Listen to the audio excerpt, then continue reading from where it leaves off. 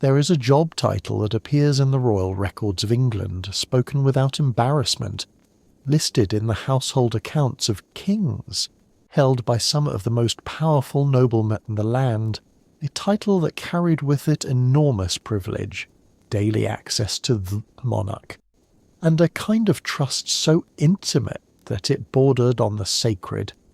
The title was Groom of the Stool, and if you've never heard of it, that is because somewhere in the long march of civilization, we decided collectively that certain things should no longer be discussed, that certain doors should remain closed, that the body of a king, like the body of anyone, deserved eventually its privacy. But for several centuries in England, and in royal courts across Europe, that privacy did not exist. Or rather, it existed in a form so different from what we now understand by the word that it would be almost unrecognizable to us. And in that difference lies an entire world, a world of power and proximity, of honour and intimacy, of what it meant to serve and what it meant to rule, and of how strangely, how tenderly, how elaborately human beings have always organised themselves around the simple fact of a body that must eat and drink and sleep and, yes, attend to its most private needs. Let us begin slowly, as the best historical questions always require. Let us begin not with the king himself, but with the room. Somewhere in a medieval or Tudor palace, at Windsor, at Hampton Court, at the Palace of Whitehall, there is a small chamber set apart from the great halls of state, removed from the galleries where courtiers gathered, away from the presence chamber where ambassadors waited and musicians played. It is not a grand room. By the standards of the palace it is quite modest. The walls might be panelled in wood, or hung with tapestries to keep out the damp chill that seeps through stone in winter. There would be a window, perhaps shuttered, perhaps glazed if the palace was wealthy and the century late enough for such luxuries. And at the centre of this room, or along one of its walls, there would be a wooden seat, padded sometimes for comfort, fitted with a hole in the seat through which the royal body could accomplish what all bodies must accomplish. This room was called, depending on the period and the palace, the privy, the close stool chamber, or simply the stool room. The close stool itself, the wooden box fitted with its velvet padded seat, its chamber pot concealed within, its hinged lid polished to a gleam, was an object of considerable craftsmanship. In later centuries, particularly in the Tudor and Stuart periods, close stools were made with genuine care, upholstered in rich fabrics, trimmed with ribbon or fringe, painted or lacquered. They were not humble objects, they were objects that announced in their very construction that the person who used them was of consequence. And attending to this room, attending to this object, attending to the king within it, was the Groom of the Stool. The title itself is worth pausing over, because its meaning has shifted slightly across time, and its implications carry more weight than its simple syllables suggest. The word stool in this context refers not to a piece of furniture in the modern sense, not a kitchen stool or a bar stool, but to the close stool, the padded seat with its concealed chamber pot. The groom, in medieval and early modern usage, was not a person who tended the horses, though the word carried that agricultural flavour. A groom in a royal household was an attendant of a specific rank, typically male, typically of good family, assigned to a particular aspect of the monarch's personal care. And so the Groom of the Stool was, quite directly, the person who attended the monarch during the most private moments of the royal day. What did this attendance involve precisely? The historical record, perhaps mercifully, does not describe everything in clinical detail, though enough survives to give us a clear picture. The groom was present when the monarch used the close stool. He assisted if assistance was needed or requested. He ensured that warm water was available for washing, that linen was provided, that the chamber pot was removed and cleaned afterward. He was, in short, the keeper of the royal body's most intimate rituals. And he was there, in that small room, while it happened. Now pause for a moment with that image. Consider what it would mean to stand in that room. Consider the intimacy of that position, the enforced proximity, the complete vulnerability of the person before you. In the ordinary world, the world of farming and trade and craft that surrounded the castle walls, a man might live his entire life without ever witnessing another person in such a state. The body's private functions were private, conducted alone or as nearly alone as crowded medieval domestic arrangements allowed. But here, in the palace, the king could not be alone. Here the king's body was a matter of state. And this is the strangeness at the heart of the role, the philosophical puzzle that, once you begin to examine it, opens onto an entire landscape of assumptions about power and privacy and the nature of the self. We tend to think of privacy as a natural human need, an instinct, something that has always been with us. But the history of royal courts suggests otherwise. The history of the Groom of the Stool suggests that privacy, as we understand it, is a relatively recent invention, and that for most of human history the powerful were actually less private than the powerless, not more. This seems counterintuitive.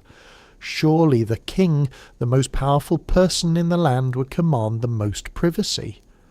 But consider the logic of the medieval court. The king's body was not simply his own. It was the body of the realm. It was the vessel of divine authority, the physical form through which God's will was enacted on earth. Or so the theology of the age insisted. A king who shut himself away, who disappeared behind closed doors, who became invisible to his court, was a king who became uncertain, unreliable, perhaps sick, perhaps dead. The visibility of the royal body was a political necessity. It was evidence that the king lived, that the king functioned, that the realm was intact. And so the court developed, over many generations, an elaborate system of attendants, a choreography of presence, in which the king was never truly alone, never beyond the sight of trusted servants and noble attendants, never permitted the isolation that might breed doubt or rumour or conspiracy. The king's waking and his sleeping, his dressing and his eating, his praying and his walking, all of these were witnessed, attended, surrounded by men whose very purpose was to confer, by their presence, that the king was present. The Groom of the Stool was in this context simply the most intimate of these witnesses. He was the attendant assigned to the moment that could not, by its nature, be entirely public, but that could not, by the logic of the court, be entirely private either. He occupied the narrow threshold between those two territories, the small room where the royal body was most simply itself, and he stood there with full knowledge of what he witnessed. Now you might expect that this role would carry stigma. You might expect that the man who attended the king on the close stool would be regarded with a certain embarrassed distance by his fellow courtiers, relegated to the margins of court life, tolerated but not respected. You would be wrong. The Groom of the Stool was, in fact, one of the most coveted positions in the entire royal household. It was sought by men of noble birth, men of genuine political ambition, men who understood the court well enough to know where true power resided, and it generated, over the centuries, a surprisingly long list of distinguished holders, Men whose names appear in the history of England not because they attended the royal privy, but because they went on to be soldiers, statesmen, diplomats, and lords of considerable standing. How do we understand this? How does a position so apparently humble become so politically significant? The answer lies in a single word: access. In the royal court of medieval and Tudor England, access to the monarch was the fundamental currency of political life. Everything else, land, titles, military commands, judicial appointments, trading licenses, church livings, diplomatic missions, everything flowed from the favour of the king. And the favour of the king was most reliably obtained by those who could speak to him, who could catch his attention, who could place a petition before him at the right moment, who could whisper a name into his ear when he was relaxed and receptive. The courtier who could do this was a courtier worth cultivating. The courtier who could do this every day, at the most intimate moment of the royal routine, was worth cultivating very carefully indeed. The groom of the stool attended the king at a moment of particular vulnerability, and, therefore, of particular openness. A man on the close stool is not in a posture of formal authority. He is not receiving ambassadors or issuing proclamations. He is, for a brief time, simply a body, with a body's needs and a body's relief. And in that moment of physical simplicity, the barriers of ceremony might soften. The formalities that governed every other moment of the royal day might relax, and the groom, present and trusted and attentive, might find the king in a mood to speak more naturally, more honestly, more receptively than almost any other time. This is why the position mattered. This is why men of noble family competed for it. Not because they wished to empty chamber pots, though they did that too, and without apparent shame, because the shame we might attach to such service was not how they understood it, but because they understood that the close stool chamber was, in its strange way, one of the most politically significant rooms in the palace. Let us consider who actually held this role, because the individuals themselves are revealing. One of the earliest and most famous holders of the position in English royal records is William Compton, who served Henry VIII in the early years of that king's reign. Compton was a man of genuine ability and genuine proximity to power. He had been a childhood companion of Henry's, had grown up in the royal household, and when Henry became king in 1509, Compton was among those closest to the new monarch. His service as groom of the stool was not a mark of low status, but of intimate trust. He received gifts of land and money from the king. He participated in the jousts and masques of the early Henrician court, and he was regarded as a man to know. Later in Henry's reign, the position was held by Henry Norris, whose fate is one of the more tragic in a reign full of tragedy. Norris was arrested in 1536, accused, along with Inny Boleyn and others, of adultery with the Queen. He was almost certainly innocent. The charges were almost certainly political, manufactured by Thomas Cromwell and others who wished to remove Anne from the scene. But Norris was executed nonetheless. His intimacy with the royal household turned against him. The very proximity that had been his distinction transformed into evidence of his supposed treachery. His death is a reminder of how quickly the privileges of closeness to power could become its dangers. After Norris came Thomas Heneage, and after Heneage came Anthony Denny, who is perhaps the most interesting of Henry's later grooms. Denny served in the final years of Henry's reign, a period when the king was old and unwell, when his body had become enormous and painful, when he could barely walk. Denny was present during those difficult years with a kind of steady, pragmatic loyalty. He was also among the small group of men present at Henry's deathbed in January 1547, and it was Denny who finally told the king, when the physicians had given up all hope, that Henry was dying and should make his peace with God. That a man whose official role was to attend to the royal body's most private needs should also be the one to deliver the news of the body's final failure is not coincidental. It speaks to the depth of trust that the position had created. These are not marginal men. These are men at the centre of English history, and their central position was made possible in large part by a job that we might today find comic or embarrassing, but that they and their contemporaries understood as something else entirely, as service of the most intimate and therefore the most honoured kind. But let us step back further in time, because the Groom of the Stool did not emerge fully formed from the imagination of a single monarch. It evolved gradually from older practices that reach back into the earlier structures of royal household organisation. In the medieval period, the body of the king was attended by a range of servants organised into a careful hierarchy.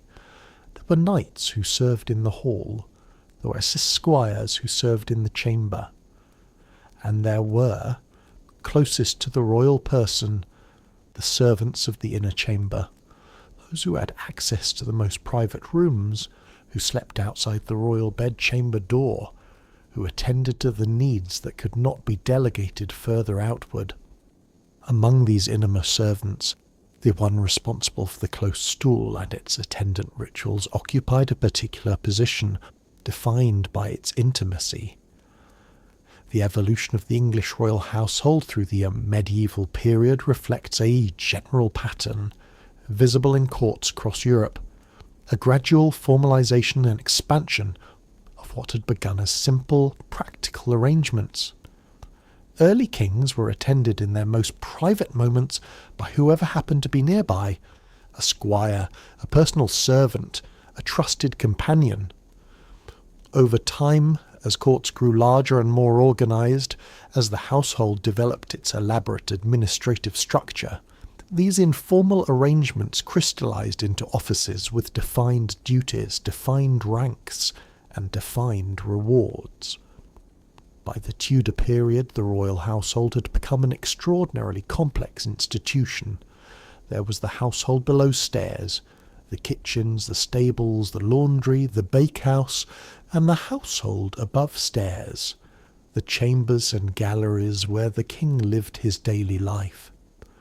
Within the chamber itself there were further distinctions: the outer rooms, where ordinary courtiers might gather, the presence chamber, where the king received visitors in some formality, the privy chamber, reserved for those of higher rank and closer standing, and finally the bedchamber, where only the most trusted attendants were admitted. The Groom of the Stool was, in the later Tudor and Stuart periods, one of the principal officers of the bedchamber, and his duties had expanded well beyond the original task implied by his title. By the reign of Henry VIII, the Groom of the Stool was effectively the chief officer of the privy chamber and bedchamber, responsible for overseeing the entire system of attendance on the king's person, supervising the other grooms and pages and gentlemen who served in those intimate spaces, and acting as a kind of household governor for the most private part of the royal life. The original close stool duty remained, in theory at least, though in practice it is likely that by the later Tudor period, much of the actual physical attendance was delegated to lesser servants, while the chief groom maintained his position as supervisor and first attendant. This pattern of delegation is itself worth understanding, because it reflects something important about how institutions evolve. When a role is defined by a specific, concrete function, attending the king on the closed stool, and that role gradually acquires additional duties and higher status. The concrete function sometimes remains attached to the title, even as the actual work associated with it is quietly redistributed to others. The title preserved the dignity of the original intimacy. The intimacy itself might be somewhat reduced in practice, but a title continued to signal that its holder was a person of unique access, unique trust, unique standing in the royal household. We should also consider at this point the architecture within which all of this took place, because the physical spaces of the palace were not neutral containers for royal life. They were designed, organised, and maintained in ways that expressed the political logic of the court. The great medieval castle and palace was, at its heart, a series of nested spaces, each more exclusive than the last. The outer ward might admit travellers, merchants, petitioners, servants of all kinds. The great hall was more restricted, a space for feasting, for ceremony, for the collective life of the household. The inner chambers beyond the hall were more restricted still, accessible only to those of sufficient rank or sufficient relationship to the monarch. And the innermost rooms, the bedchamber, the privy chamber, the close stool room, were accessible to almost no one. To move inward through these spaces was to move upward in the hierarchy of a royal favour, and the groom of the stool moved as far inward as it was possible to go. The physical design of medieval and Tudor palaces reflects this logic in their very architecture. Doors multiplied as one moved toward the royal person. Guards were stationed at thresholds. The corridors narrowed. The ceiling height might actually decrease as the great public halls gave way to the more modest private chambers. The grandeur was concentrated in the public spaces, where it could be witnessed and impressed. The private spaces were more modest, more human, more suited to a body that needed to sleep and dress and attend to its natural functions. And within these private spaces the furniture reflected the same logic. The great bed of state, the chair of a state, the ceremonial objects of royal authority. These belonged to the public or semi-public rooms. The close stool, by contrast, was purely practical, however elaborately upholstered. It was an object of genuine use, designed not to impress but to function, and its function was as human as anything in the palace. Let us think now about what the body of the king actually required in this period, because the physical experience of living in a medieval or Tudor palace is quite different from what we might imagine, and the differences matter to understanding the role of the groom. The medieval and early modern diet of the royal court was heavy, rich, and by modern standards, alarmingly imbalanced. Meat was the prestige food. Beef, mutton, pork, venison, game birds, river fish, when the season required abstinence from flesh. Bread was consumed at enormous quantities. Ale was the standard drink at all meals, wine for those of higher status, water drunk with some suspicion as potentially contaminated. Vegetables were present, root vegetables, legumes, leafy greens, but they occupied a lower position in the dietary hierarchy, associated with peasant food, with the less refined appetites of those who could not afford better. The effect of this diet on digestion was considerable. A body consuming large quantities of red meat, little fibre by modern standards, substantial alcohol and relatively little fresh fruit or vegetables would experience digestive patterns quite different from those of a modern person eating a varied diet. Constipation was common, and the royal household employed physicians who monitored the digestive health of the monarch with genuine attention, because in the medical theory of the period, Galenic humoral medicine, which had dominated European thought since antiquity, The regular evacuation of the bowels was understood as essential to overall health. The four humours, blood, phlegm, yellow bile and black bile, were thought to require careful balance for the body to remain in health.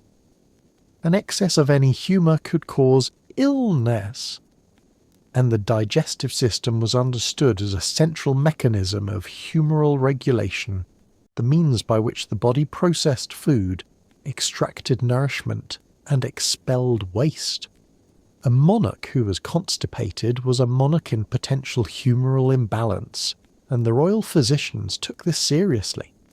They prescribed laxatives, recommended particular foods and drinks, advised on the proper times and conditions for the bowels to move, and generally treated the regularity of the royal digestion as a matter of medical significance. The groom of the Stool thus operated not only in a domain of intimate personal service, but in a domain that touched on royal health in a direct, practical sense. He was, in some ways, a link in the chain of royal medical care. He knew how the king was faring in his most private functions. He could report to the physicians if something seemed wrong. He could observe over days and weeks patterns that might be significant. This knowledge was not trivial. It was part of the information ecosystem that surrounded the royal person, and it gave the groom a kind of medical intimacy that complemented his political and social intimacy. The royal privy, or close stool chamber, was therefore not only a room of political access, but a room of health monitoring. The chamber pot that the groom removed and cleaned was not merely waste to be disposed of, but evidence, in the medical understanding of the period, of the king's interior state. Physicians might examine the contents, as strange as that seems to us now, because the appearance of bodily waste was understood in Galenic medicine to reveal something of the humoral balance within. The colour, the consistency, the odour. These were considered diagnostic.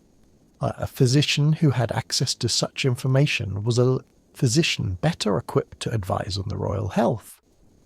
We are, by now, quite deep inside a world that operates by assumptions entirely unlike our own, and that is perhaps the most valuable thing about studying a role like the Groom of the Stool.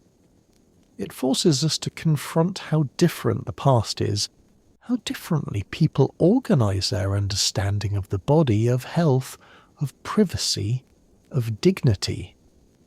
It is not that medieval and Tudor people lacked dignity. They had it in abundance, and they organised it according to rules that were perfectly coherent within their own framework. But the rules were different, and understanding those differences is one of the most illuminating things history can offer. Consider dignity itself for a moment. We tend to think of dignity as requiring privacy, that the body's private functions are dignified precisely because they are private, concealed, managed away from the eyes of others. But this is a historically specific understanding. In the world of the royal court, dignity was expressed through ceremony, through witnesses, through the elaborate public affirmation that everything surrounding the king was of consequence. The presence of a noble attendant at the close stool was not an affront to the king's dignity. It was, in the logic of the court, an expression of his dignity, evidence that even his most private moments were too significant to be conducted alone, that his person was attended at every moment by people of quality, whose presence was itself an honour.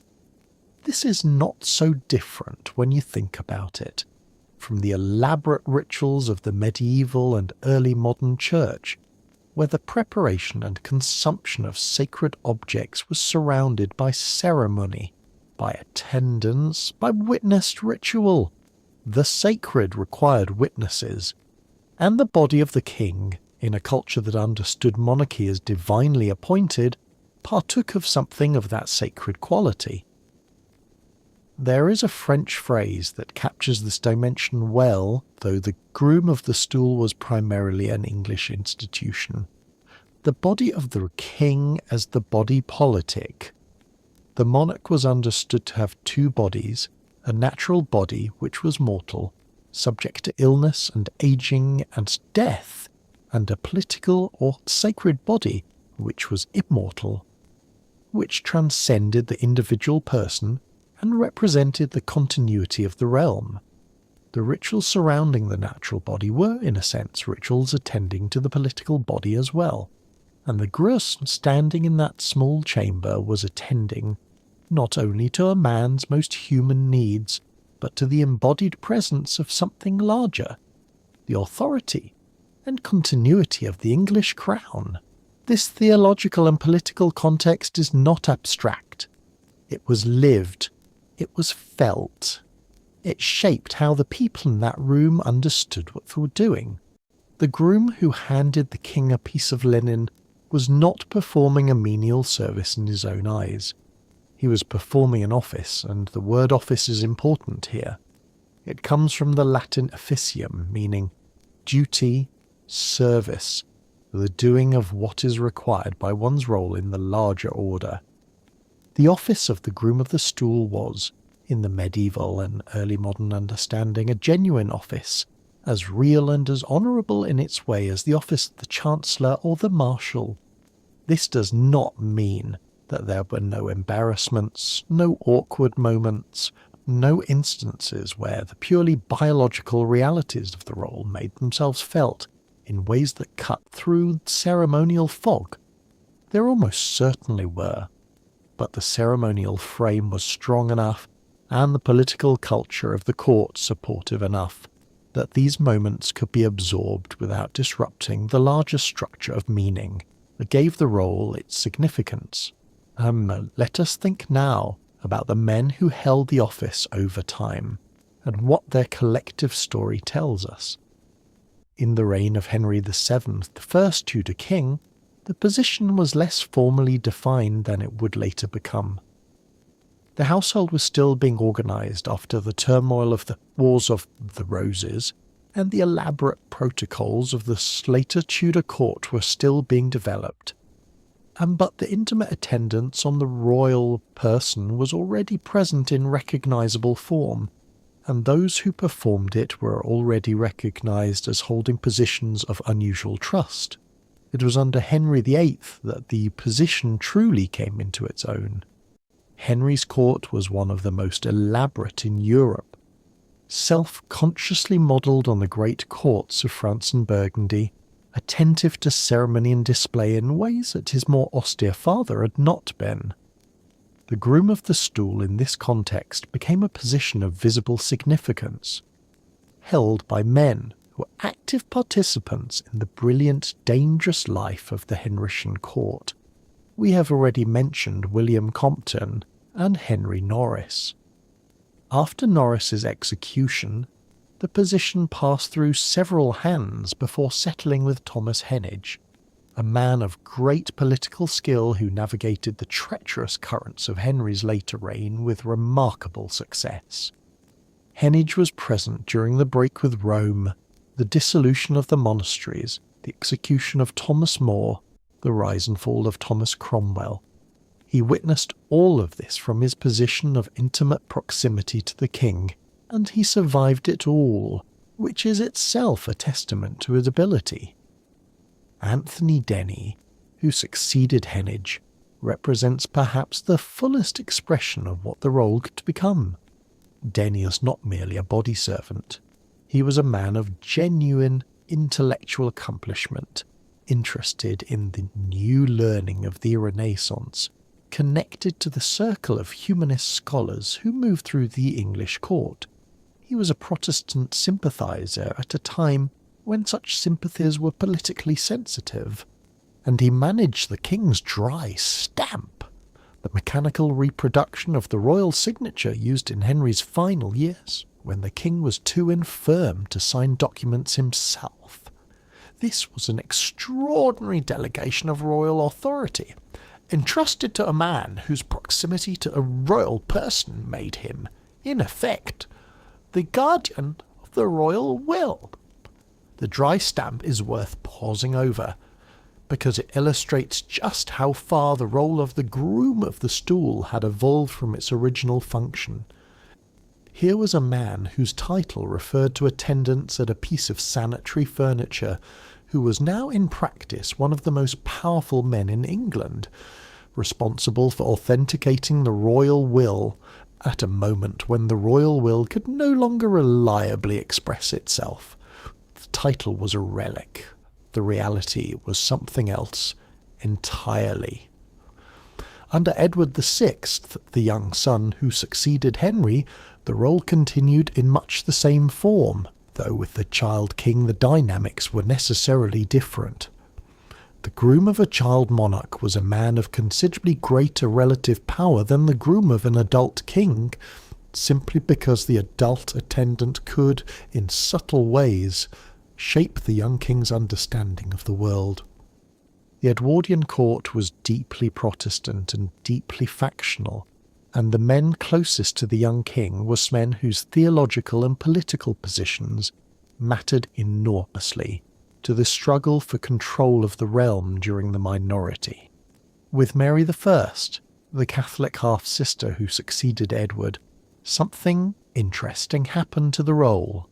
Mary was a woman, and the question of who should attend her most intimately was therefore a different kind of question. A male groom was not appropriate. The role for a queen regnant, a queen who ruled in her own right rather than as a king's consort, involved female attendants, and the equivalent position was occupied by ladies of the bedchamber and ladies-in-waiting, who provided the same kind of intimate service. We will return to this parallel system in a moment, because it reveals something important about how gender shaped the organisation of royal intimacy. Under Elizabeth I, who followed Mary, the situation was similar. Elizabeth's court was attended by women in the most intimate spaces.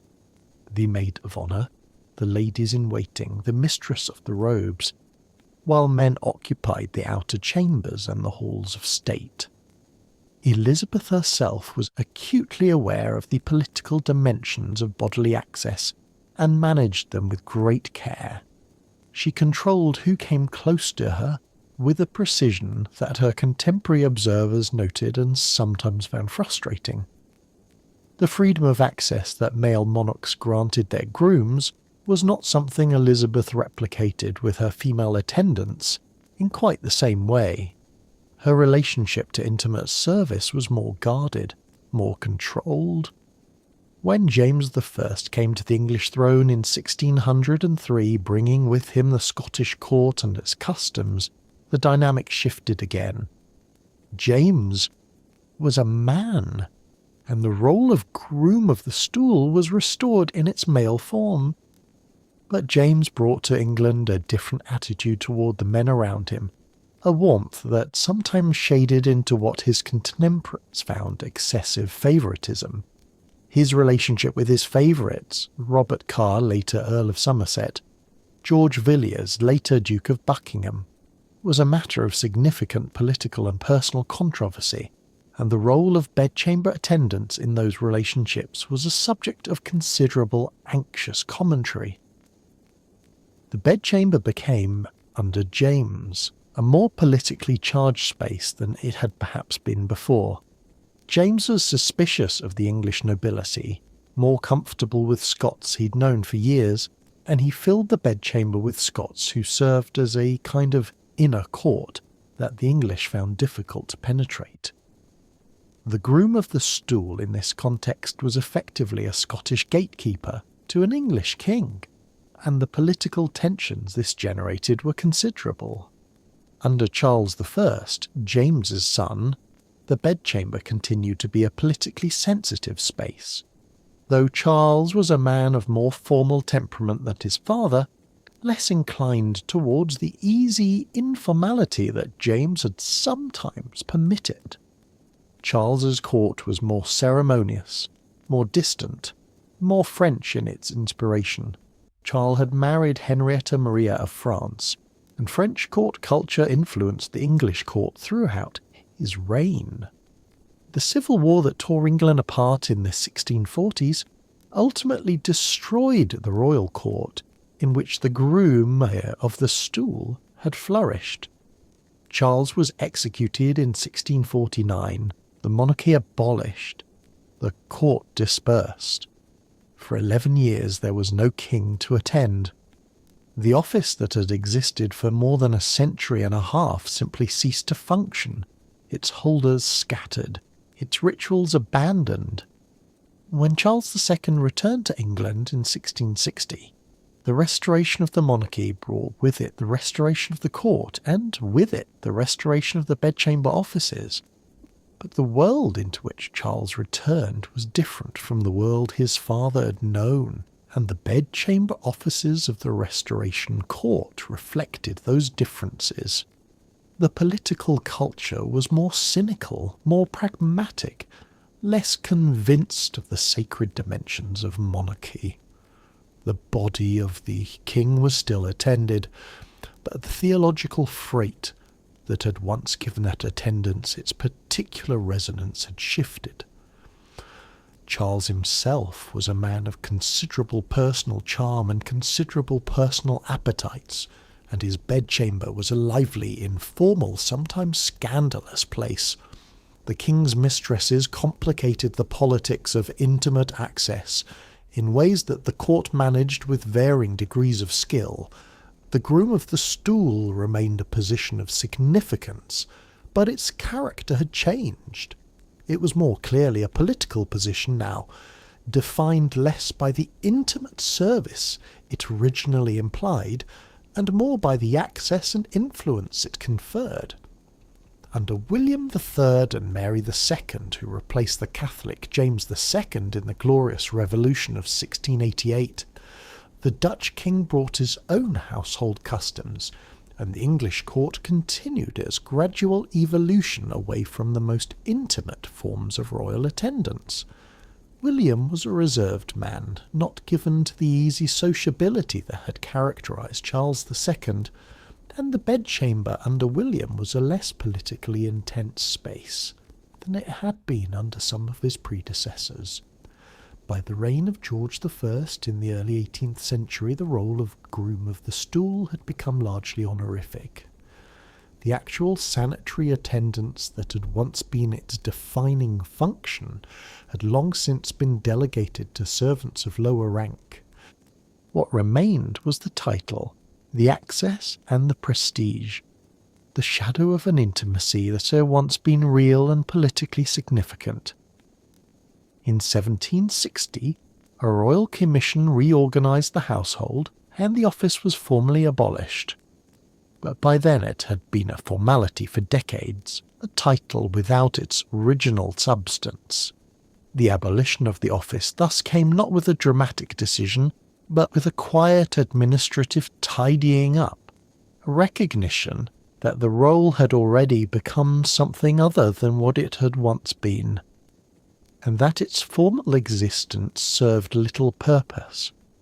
It was, in its way, a natural end to a natural evolution. But we've been moving through time too quickly, following the formal history of the office at the expense of its texture, its daily reality, the actual experience of the men who held it. Let us slow down and try to imagine more concretely what it was like. Imagine a morning in the reign of Henry VIII, somewhere in the 1520s or 1530s. The palace is already alive before dawn. In the kitchens below, fires have been burning since well before first light, and the cooks and kitchen boys are at work, preparing the elaborate structure of a royal morning. In the stables, grooms are attending to the horses. In the laundry, water has been heated and linen is already being washed. The palace is a working institution of considerable size, and its working begins long before any member of the royal family is aware of it. The Groom of the Stool, however, is already awake. His sleeping arrangements place him close to the royal bedchamber, perhaps in a small room adjacent to it, perhaps on a pallet in the outer chamber. He sleeps in proximity to the king, proximity that is itself a statement of trust. If the king wakes in the night, the groom is available. If the king needs something in the small hours, the groom is there. In the morning, the groom is among the first to attend the king's rising. The ritual of the royal levee, the formal rising of the monarch, which in later centuries would become even more elaborate in the French court of Louis XIV, but was already well developed in the Tudor court, involves a sequence of attendances. The groom participates in assisting the king to wash, to dress, to prepare for the day. The close stool is available and attended. The chamber pot is removed. Fresh water and clean linen are provided. This is work in the most literal sense. It requires physical effort, attention to detail, and a practiced efficiency. The groom who fumbles, who is unprepared, who lacks the linen or the water, who handles a royal person clumsily, such a groom would not hold his position for long. The intimacy of the role required a kind of professional competence that was not different in kind from the competence required of any skilled craftsman, even if it was different in its setting. And yet it was also something more than competence. It was relationship. The groom who attended Henry VIII day after day, year after year, who was present at the king's waking and his sleeping, who watched him age, who knew the state of his digestion and his skin and his health, it is that no one else did.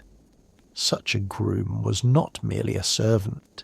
He was a companion of sorts, a presence, someone whose familiarity with the royal person was deeper than that of almost anyone else in the kingdom. Whether this familiarity generated genuine affection is hard to say. The historical sources are not sentimental. They record gifts and appointments. They note political favours and changes of standing. They document the formal and official dimensions of relationships. The interior life of the groom, his feelings about the man he attended, his sense of the work he did, is mostly invisible to us. But it would be strange if years of daily intimate attendance generated nothing but professional calculation.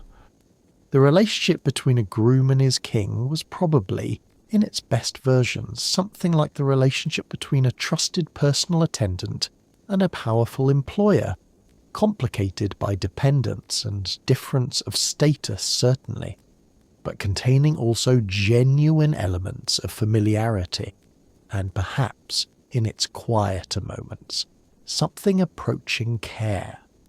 The political dimensions of the relationship are better documented, because politics left traces in the record. We know that grooms lobbied for their preferred candidates in appointments. We know that they passed messages between the king and those who wished to influence him. We know that they managed the flow of petitions, deciding which would reach the royal ear and which would be deflected. We know that they were cultivated by ambassadors and churchmen and nobles who understood that access to the groom was a step toward access to the king. The groom who managed this political role well could become a genuine power broker, a person whose influence reached far beyond the small room in which his title had its origin. The groom who managed it poorly, who was too visibly partisan, who antagonized the wrong factions, who allowed his access to become a source of political scandal, could find himself suddenly without a position, his proximity to the king transformed from asset to liability. Now let us turn to what we have mentioned briefly and should examine more carefully: the parallel structures that existed for queens and other female members of the royal family. Queens of England were attended in their most intimate moments by women. This was not a rigid law, but a strong custom, and one that reflected both practical and proprietary considerations. A queen attended by male servants in her bedchamber would have been a matter of considerable scandal in the medieval and early modern period. The honour of the queen, her sexual reputation, which was not only personally significant but politically crucial, given that her children would inherit the throne, required that her intimates be women whose presence could not be construed as inappropriate. The Queen's household, therefore, had its own elaborate structure of female attendants. The ladies-in-waiting, the maids of honour, the mistress of the robes, the bedchamber women. These were the titles that organised the female hierarchy of attendants, and among them those who attended most intimately occupied positions of influence analogous to the groom of the stool in the king's household. The mistress of the robes was the senior woman of the queen's household responsible for overseeing the entire structure of female attendants. Below her were the ladies of the bedchamber, who had genuine access to the queen's private rooms, and attending to the most intimate aspects of the queen's daily routine, her dressing, her undressing, her personal hygiene, her use of the close stool or its equivalent, were the bedchamber women who occupied the most private spaces of the queen's world. These women were drawn from noble families like their male equivalents in the king's household. They are not servants in the domestic sense, but attendants of good family, whose presence near the queen was a statement of the queen's dignity and a mark of favour to the families from which they came. A daughter who served in the queen's bedchamber brought honour to her family and gained, for herself, an education in the workings of the court that no other training could provide. The political significance of these women's positions was real, though it operated somewhat differently than the male equivalent. Women in the Tudor and Stuart periods had fewer formal political roles than men, but the informal influence available to those close to the queen was considerable. A lady of the bedchamber who had daily access to the queen could shape the queen's understanding of events, could lobby for her family's interests, could serve as conduit for information flowing between the private and public spheres of court life. In periods when queens wielded significant political influence, as consorts in the background of decision-making, or occasionally as queens regnant ruling in their own right, the women around them were often significant figures in the political calculations of the court. The history of the women around Anne Boleyn, for example, is instructive. Anne's bedchamber was populated with women who were, in many cases, related to her or connected to her faction. As she rose, her women rose with her. As she fell, many of them were caught in the same net. Jane Seymour was among the ladies who attended Catherine of Aragon when Henry's eye turned to her, and her presence in the Queen's household gave Henry a means of communication with Jane that would otherwise have been difficult to arrange. The intimate spaces of the Queen's household were, in this way, also theatres of political manoeuvring. The specific function of attending to the Queen on the close stool was, within the female household, distributed across the ladies and women of the bedchamber. There was not, in the Queen's household, a title exactly equivalent to Groom of the Stool. The title itself was male, tied to the conventions of a male household, but the function existed, distributed among the women who attended most closely, and the intimacy it generated was of the same political and personal significance as its male equivalent. It is worth noting in this context that women attending to queens in their most private moments were doing work that was, in practice, physically demanding. Helping someone to dress and undress, managing this elaborate structures of stays and laces and petticoats and sleeves that characterized the clothing of the period, required strength, dexterity and patience. Attending to washing and hygiene required heating water, carrying it to the chamber, managing the basins and towels and soap. These were not delicate or ceremonial tasks in their physical execution, whatever dignity the ceremony surrounding them might suggest. They were the work of the body applied to the care of another body. And yet the women who did this work were not regarded by themselves or by their contemporaries as servants in any demeaning sense. They were noblewomen performing an office that was understood as honourable, as a form of service that reflected the nature of the social bond between persons of quality. The concept of noble service, the idea that a person of good family serving a person of greater rank was not diminished, but elevated by that service, was central to the social understanding of the period. A lady who served the Queen was not less a lady for her service. She was more fully herself, more fully integrated into the social structure that gave her existence its meaning. Let us turn now to the architecture again, because there is more to be said about the physical spaces within which the role was enacted. The great palaces of Tudor England were not simply houses on a large scale. They were complex institutions organised around the functions they served. Yet the spatial organisation of those functions reflected the social and political logic of the court. The progression from the outer gates through the great hall and the presence chamber to the privy chamber and the bedchamber was not merely a spatial sequence, but a social one, a journey through increasing degrees of intimacy and trust. Hampton Court Palace, which Henry VIII dramatically expanded from a property he seized from Cardinal Wolsey, preserves something of this spatial logic even today, though the visitor experience is inevitably different from the lived experience of the Tudor court. The Great Hall at Hampton Court is imposing, a high-roofed space designed for the collective ceremonies of the court, for feasting on the grand scale that Tudor kingship required. The watching chamber beyond it was the first of the more private spaces, where those of sufficient rank gathered to wait. The presence chamber was grander still, the room where the monarch received informal state, and beyond it the privy chamber and the lodgings of the king or queen were accessible only to those whose position gave them the right of entry. Each of these spaces had its own logic of attendants, its own hierarchy of servants, its own rules about who could enter and when and under what circumstances.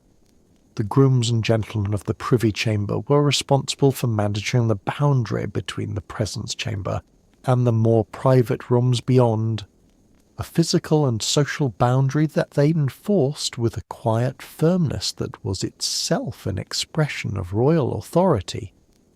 The close stool chamber within the royal lodgings was the innermost of these inner spaces. It might be a small room off the bedchamber, or it might be a passage or garderobe, the medieval term for the small privies built into the walls of castles, often projecting over the moat or the outer walls so that their contents fell directly away. In the great palaces of the Tudor period, these garderobe arrangements had evolved into something more sophisticated, but the fundamental principle, a separate small space set aside for the royal body's most private needs, remained.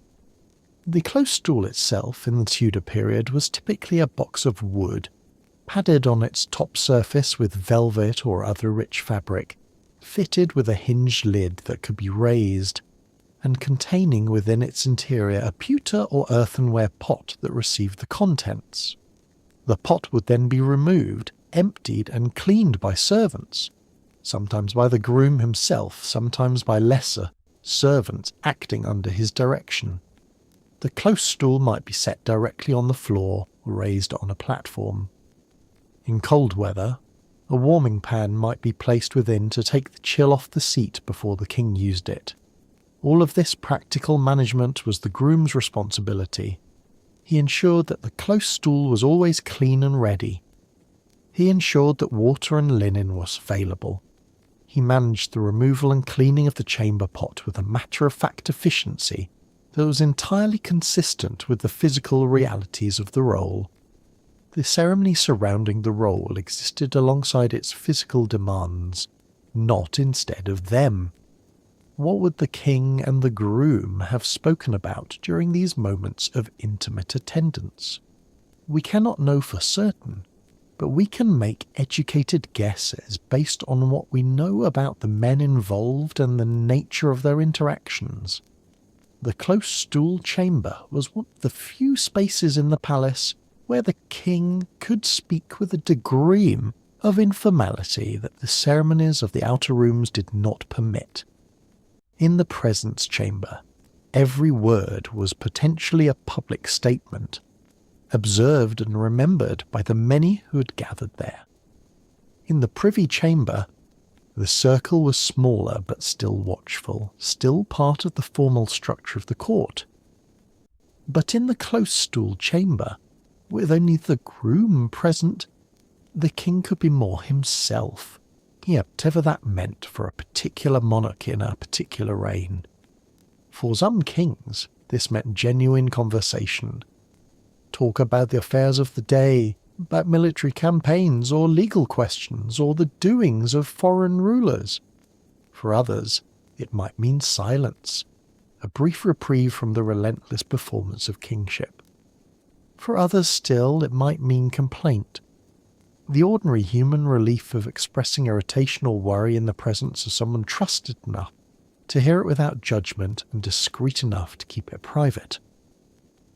The groom, in all these cases, had to be a particular kind of listener.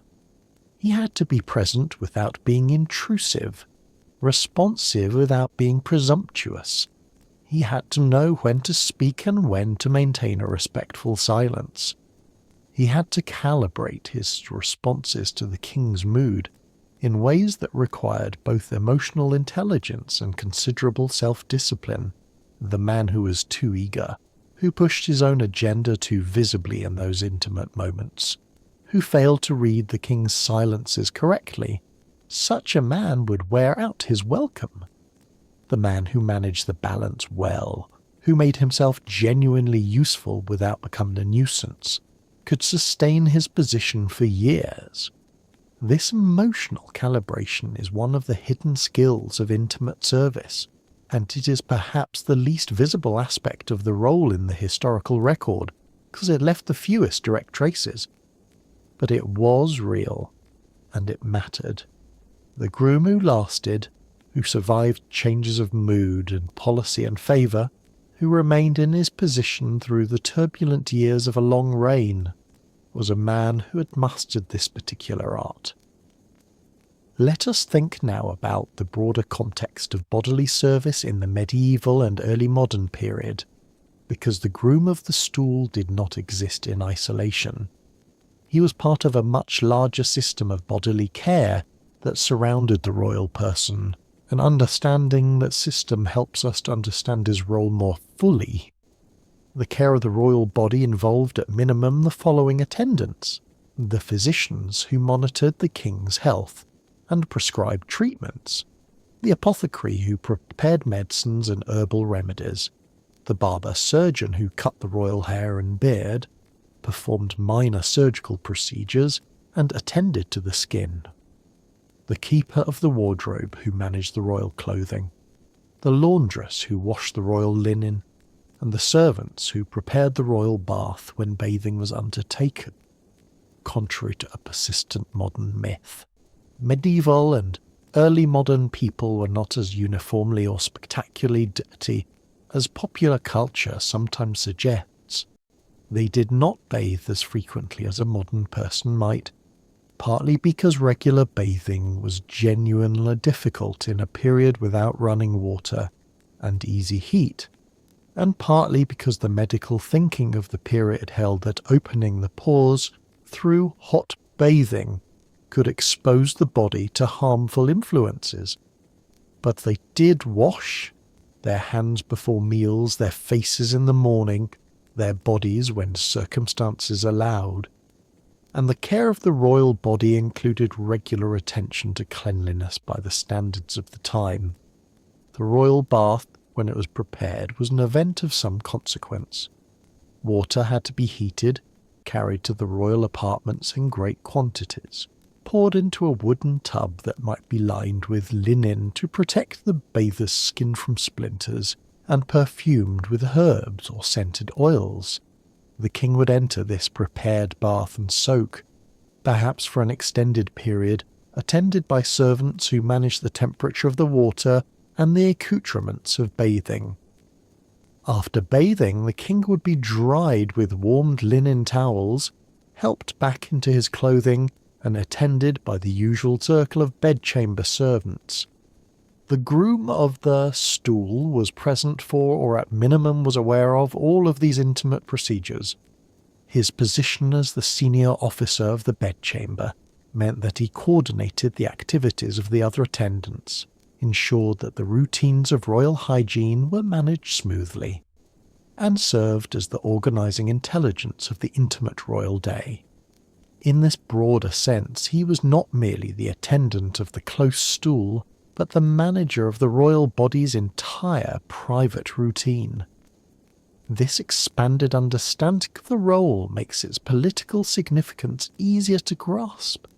The groom was not simply present for one brief and intimate moment. He was present throughout the entire private portion of the royal day.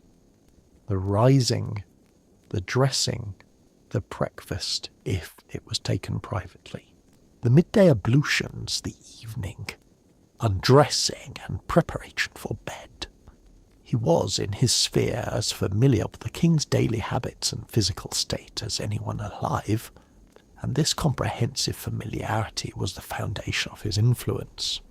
The health of the king was a matter of political consequence in a very direct sense. A sick king could not rule effectively. A king in pain was a king who might make decisions influenced by his discomfort. A king whose digestive or respiratory or dermatological troubles were worsening was a king whose courtiers needed to plan for various contingencies. The groom, who knew the state of the royal health in its most intimate detail, was therefore a source of information that was politically valuable. He might not have been asked to report on the king's health in any formal way, but those who cultivated his good opinion were also positioning themselves to learn subtly and indirectly what they might need to know. The relationship between the groom and the royal physicians was therefore potentially significant. The physicians had their formal access to the king, their scheduled examinations, their consultations, their prescriptions. But the groom had continuous access, and he might observe things that a physician examining the king 3 times a week would miss. The colour of the king's urine when the chamber pot was removed, the frequency or difficulty of the royal digestion, the quality of the king's sleep, as reported by those who slept nearby. These observations might reach the physicians through the groom, either directly or through the informal circulation of information within the household. None of this was formal. None of it was written down in any systematic way. But in a court that depended on the continuous detailed observation of the royal person, it was real, and it mattered. Let us now think about what happened when the role was exercised in difficult circumstances, when the king was unwell, or when the relationship between groom and monarch was strained, or when the political situation made the intimate proximity of the role a source of danger rather than advantage. We have already mentioned the case of Henry Norris, whose closeness to the crown made him a target when Anne Boleyn fell from favour. The logic of his destruction is worth examining in detail, because it reveals something important about the vulnerability that could accompany the privilege of intimate access. When Thomas Cromwell determined to remove Anne Boleyn from her position as queen, for reasons that mixed genuine royal disenchantment with political calculation. He needed to construct charges that would justify execution rather than merely divorce. Adultery by a queen was not only a personal betrayal but technically treason, since it raised the possibility of a bastard child being presented as the royal heir. And so the charge of adultery was constructed, and men were named as Anne's supposed lovers. Henry Norris was among them. The logic of his inclusion was partly circumstantial. He had been observed in what could be characterized as compromising conversations with the Queen, but partly structural. As a senior member of the inner household, as a man of intimate access to both the King and the Queen, Norris occupied a position that made him plausible, in the fevered imagination of Cromwell's investigation, as a man with the opportunity for the treasonous intimacy of which he was accused. He was not guilty. The evidence against him was thin, and the circumstances of the investigation were clearly designed to produce convictions rather than to determine truth. But he was executed nonetheless, and the position of Groom of the Stool passed to another man. What the case of Norris demonstrates is that the intimacy of the role, which was its greatest advantage in normal times, could become its greatest danger in abnormal ones. The man who had been valuable precisely because he was always there, always present, always in the inner rooms, that same man could be presented in the right circumstances as a man who was always there with suspicious purpose, whose constant presence near the Queen was evidence not of loyal service but of illicit connection. This danger was structural. It was inherent in the nature of the role, not in the character of any particular groom.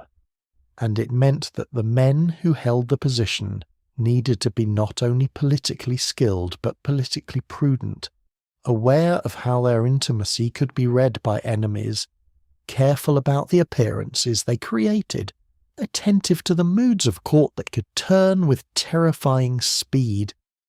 The safer grooms were those who managed to be intimate without being visible, present without being conspicuous, influential without appearing to wield influence.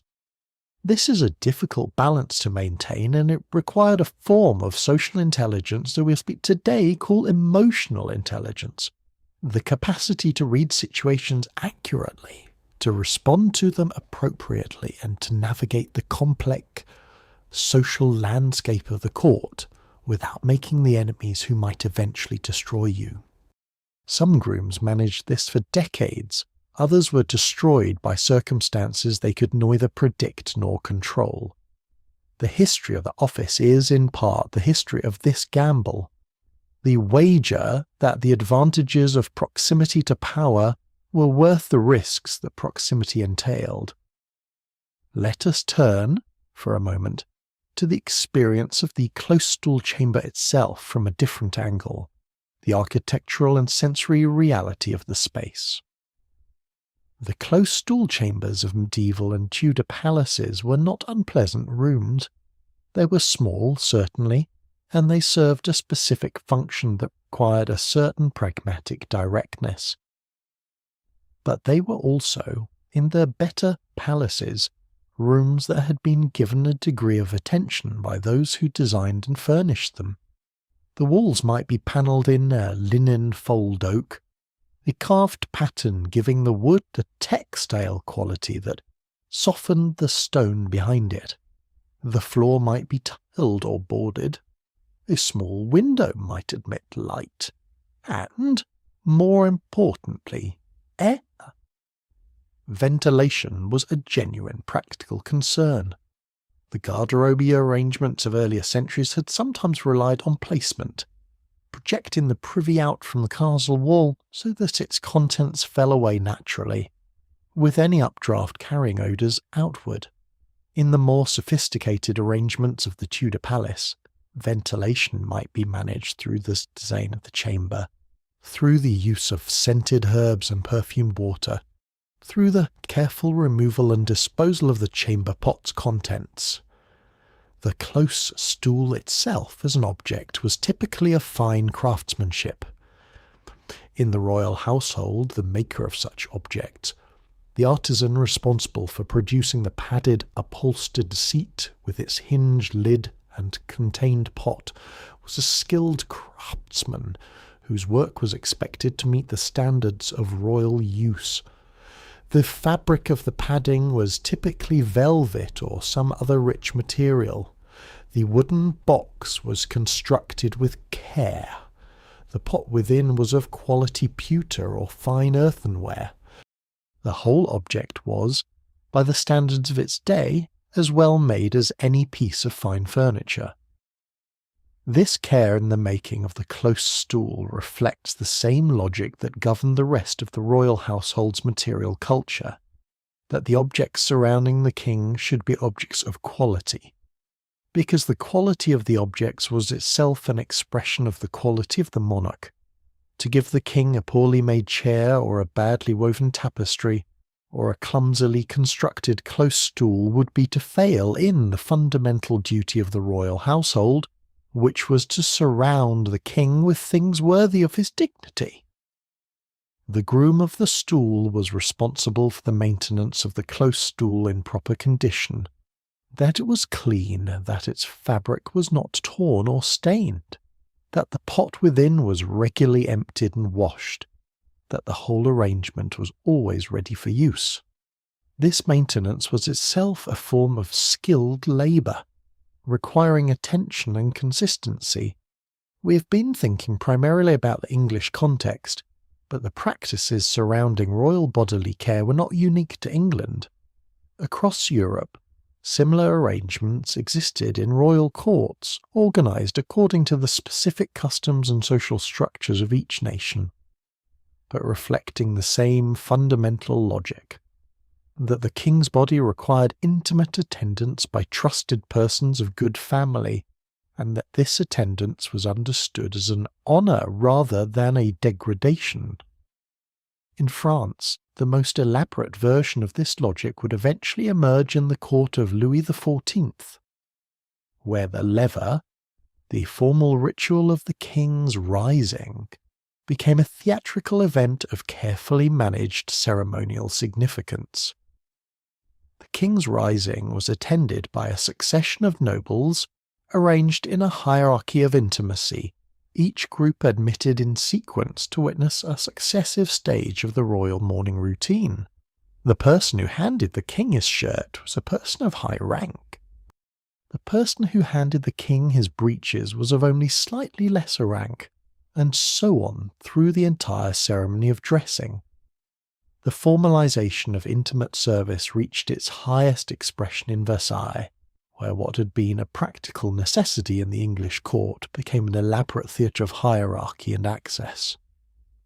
The French term for the closest attendants of the king, the premiers gentilshommes de la chambre, the first gentlemen of the bedchamber, carried the same weight as their English equivalents.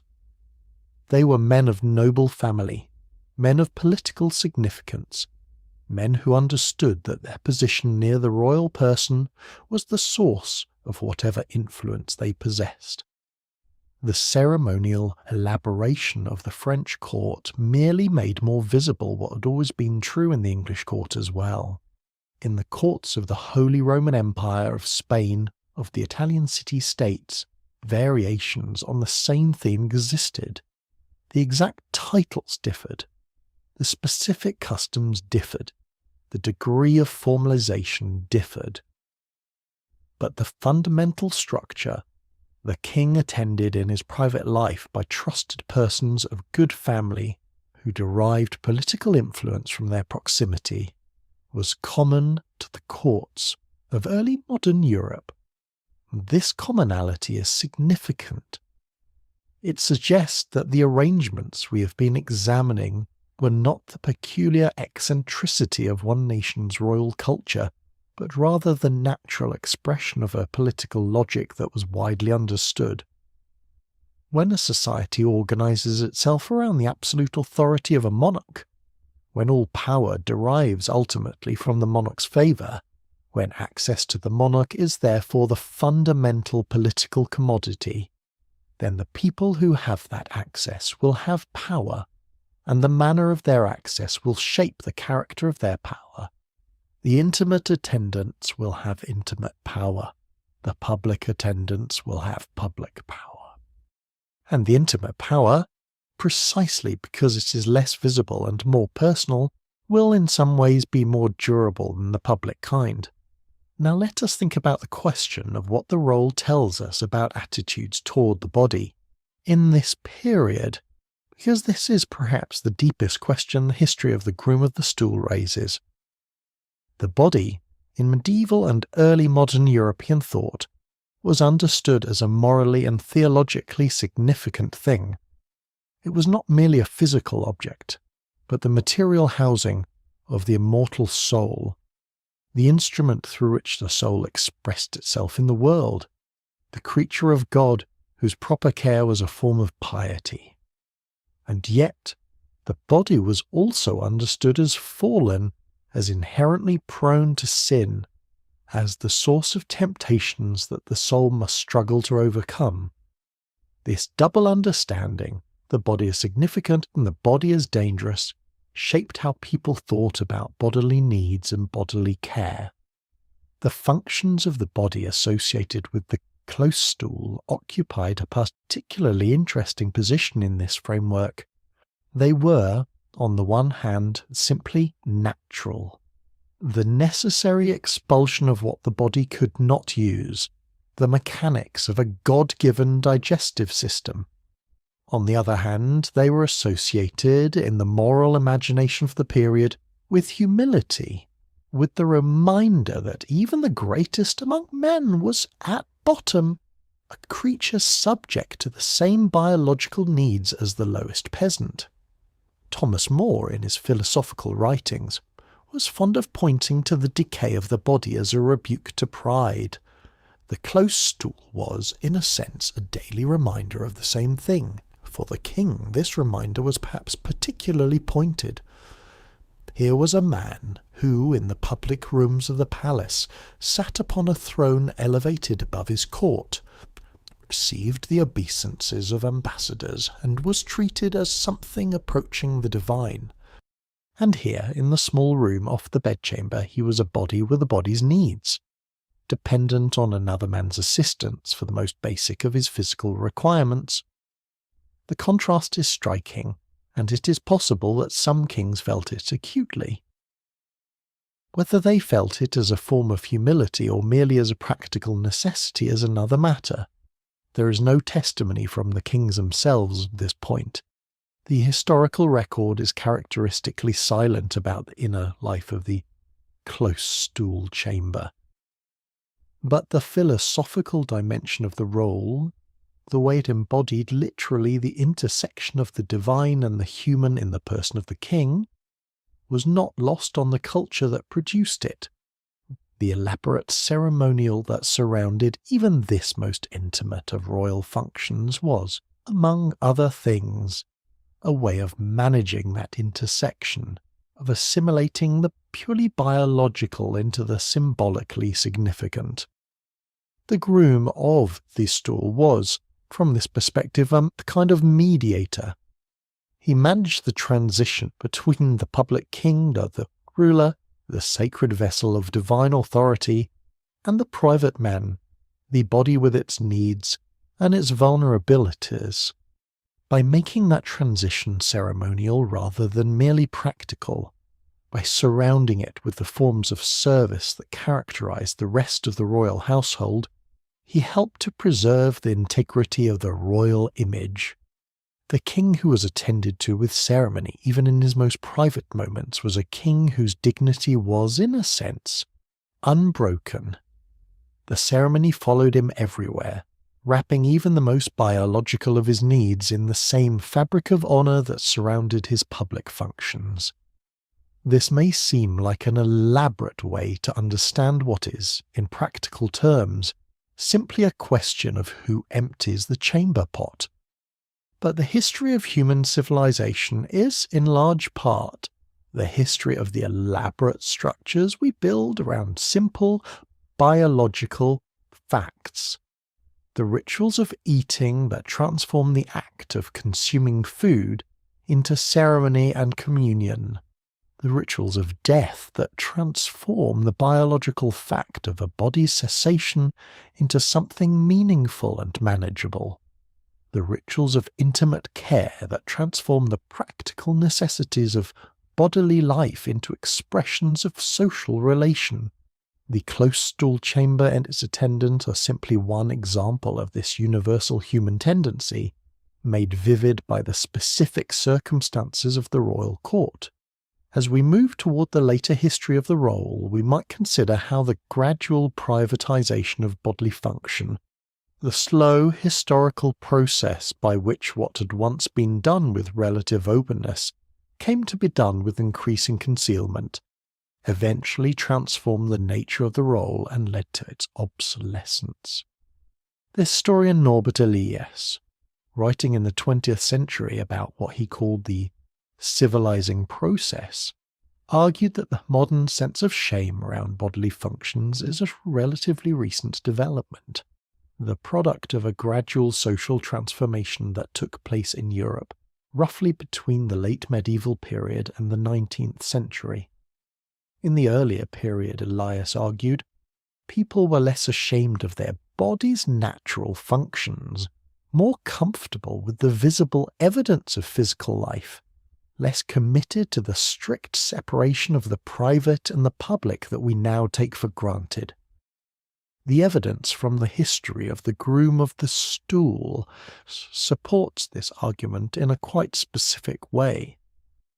The very existence of the role, its formalization, its prestige, its political significance, would be impossible in a culture with our modern sense of the absolute privacy of the body's intimate functions.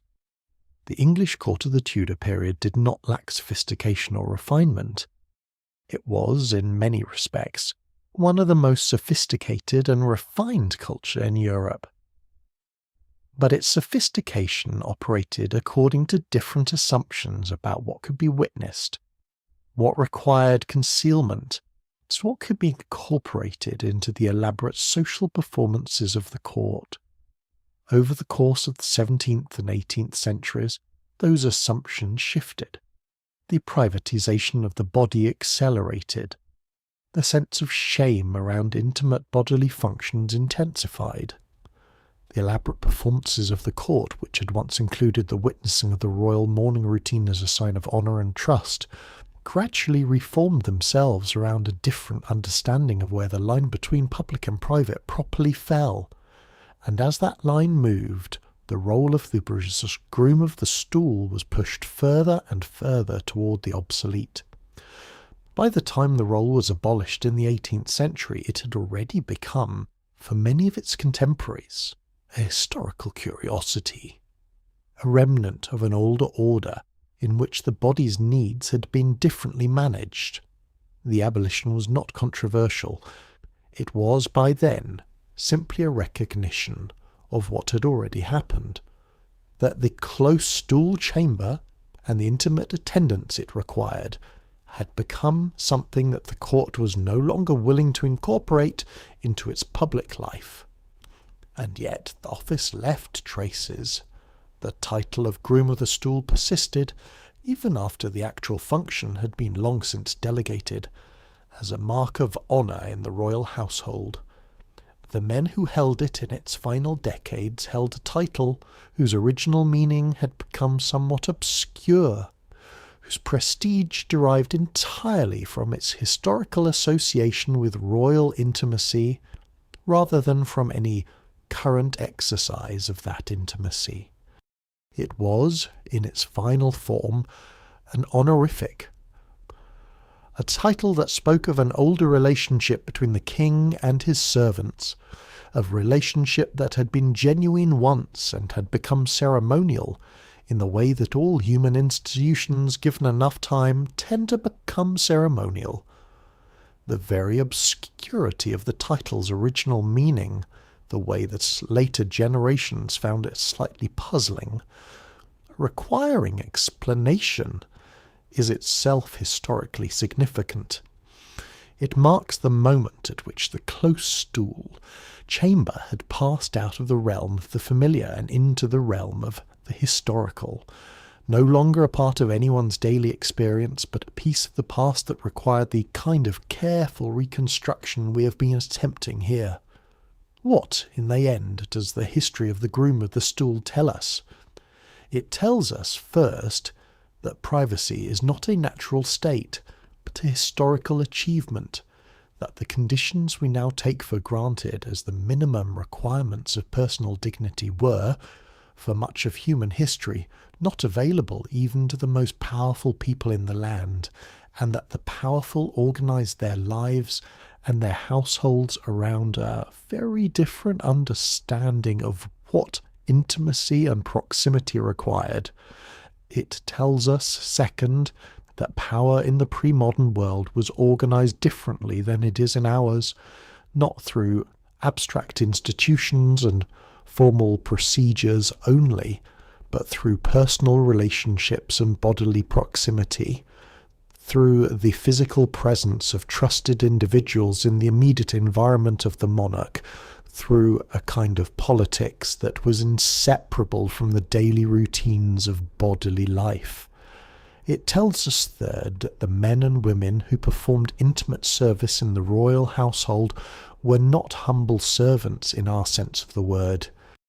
They were participants in a complex social system that assigned honour and significance to forms of service that we might find surprising, and they understood their work within a framework of values, loyalty, office, dignity, proximity, that made it meaningful and respected.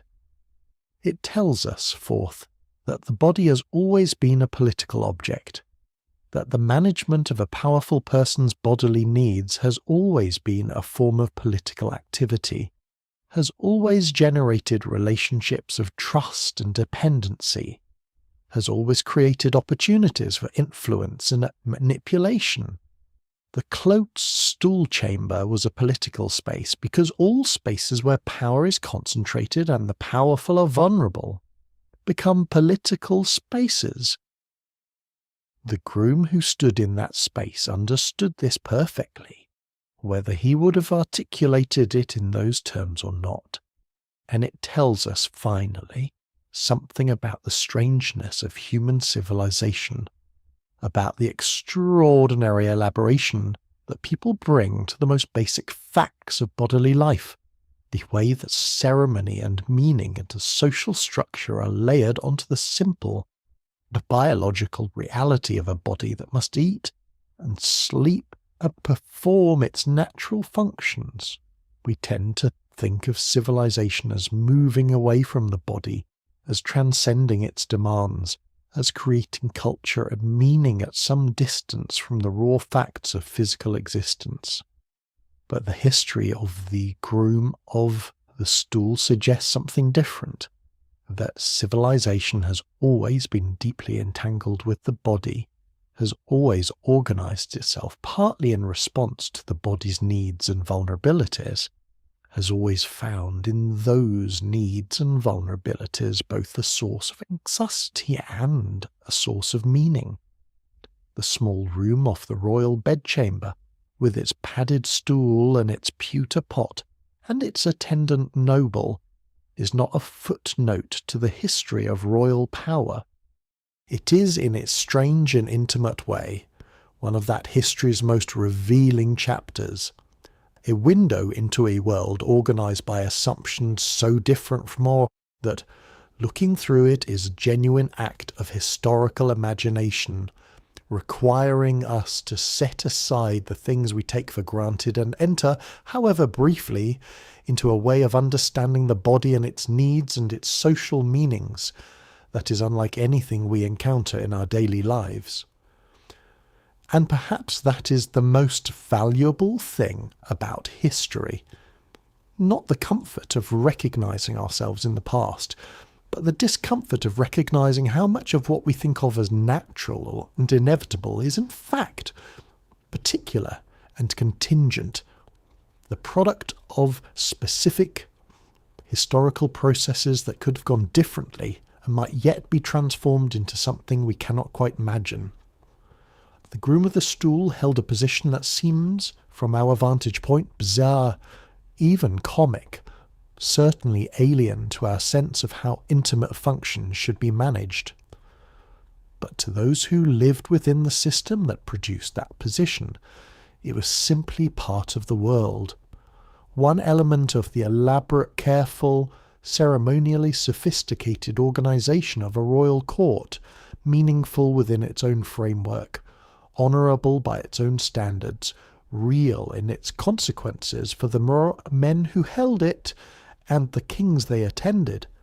Let these thoughts settle slowly, the way thoughts do in the quiet hour before sleep, when the mind is loose from its daily purposes and open to the kind of reflection that daylight rarely permits. The close Stool chamber is dark now. The palace is quiet. The king has long since risen and proceeded to the great rooms of state, where ambassadors wait and chancellors advise and the machinery of governance grinds forward. The groom has performed his morning office and moved on to his other duties. The chamber pot has been removed and cleaned and replaced. The small room is empty and still. And somewhere in England, in a record office or a library, on a yellowed page of household accounts written in a hand trained to the elegant formality of the Tudor secretary hand, there is a line that reads, simply and without embarrassment, the names and appointments of those who served in the innermost chambers of the realm. Among them, listed as plainly as any other office, is the title that has occupied us tonight, Groom of the Stool. A title that opens, for those who pause to consider it, an entire world of assumptions about power and proximity and the strange, elaborate, endlessly human ways we organise ourselves around the simple fact of a body that must, whatever else it does, attend to its needs. Sleep well, the castle is quiet, the fires have burned low, and somewhere in the long story of human civilization, men like these did work like this, and found in it not shame but meaning, not degradation but honour, not a footnote, but a central chapter in the history of what it meant to be close to power in the world of the medieval and early modern court. There is more to be said about the daily rhythms of the palace, the way time itself was organised around the needs of the royal body, and how the Groom of the Stool existed within those rhythms as a kind of living clock, marking the hours of the private day with his constant attendance. The medieval and early modern day did not begin and end as our days do. Without artificial light of any reliable brightness, human activity was powerfully shaped by the movement of the sun. In summer, the working day was long, beginning at dawn and extending until dusk. In winter, the days were short and the nights formidable. Candles and torches provided some illumination, but they were expensive and produced smoke and heat, and the constant risk of fire, which was the great terror of every wooden and stone building in Europe. The palace, which contained hundreds of candles and dozens of open hearths, was always at some risk of the catastrophic fire that destroyed so many medieval buildings, and the management of fire and light was itself an important household function.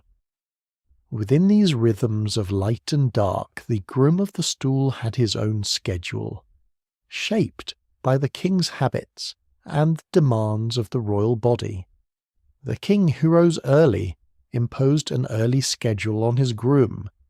The king who stayed late in his chambers reading or writing by candlelight kept his groom late as well. The groom's time was not his own in any meaningful sense. It was the king's time, given to the king's needs, organised around the king's rhythms. This is worth reflecting on for a moment because it represents a form of service that is genuinely alien to modern experience. We think of ourselves as having control over our own time, that our waking and sleeping, our movements through the day are fundamentally ours to arrange, subject to the demands of work and relationship, but not simply surrendered to another person's requirements. The groom of the stool had no such autonomy. His body was, in a very practical sense, at the disposal of the king's needs. If the king needed him in the middle of the night, he was expected to be there. If the king wished to spend 3 hours in his chamber and required attendance throughout, the groom attended for 3 hours. This form of service, total availability, constant proximity, the subordination of one's own bodily rhythms to those of another, is something we now associate primarily with certain forms of childcare or nursing, where the carer's time is genuinely given over to the needs of a dependent person. In the royal household, the logic was different, but the practical reality was similar. The attendant's time belonged to the person attended, and yet, within this demanding structure, there were also rewards they might underestimate. The groom, who had constant access to the king, had also constant access to the king's attention and goodwill. He did not need to wait for an audience, to petition through intermediaries, to hope that his message reached the royal ear. He was already there. Whatever he needed to ask, whatever cause he wished to advance, whatever problem he needed to raise, he could raise it when the moment was right, and he was in a position to recognize when the moment was right, because he knew the king's moods as few others did. This direct access was the compensation for the total availability. The groom gave his time completely and in return received the most valuable thing the court could offer, the king's ear, reliably and repeatedly, in conditions of genuine informality and relative openness. Let us think also about the question of succession, about what happened when a king died and a new monarch came to the throne, because the transition between reigns was a moment of particular significance for everyone in the royal household, and for the groom of the stool perhaps more than most. The death of a king was, in the life of the court, an event of massive disruption. Not only politically, though the political disruptions of a royal death could be enormous, but in the more intimate dimensions of household life as well. The entire structure of attendance and service was built around a specific person, a specific set of habits and preferences and relationships. When that person died, the structure was suddenly suspended. The attendants who had organized their lives around the dead king's rhythms were suddenly without their organizing principle. Some would continue into the new reign. Others would be released. The new monarch would bring favourites of his or her own, would have different habits and different preferences, would want a different set of intimate attendants.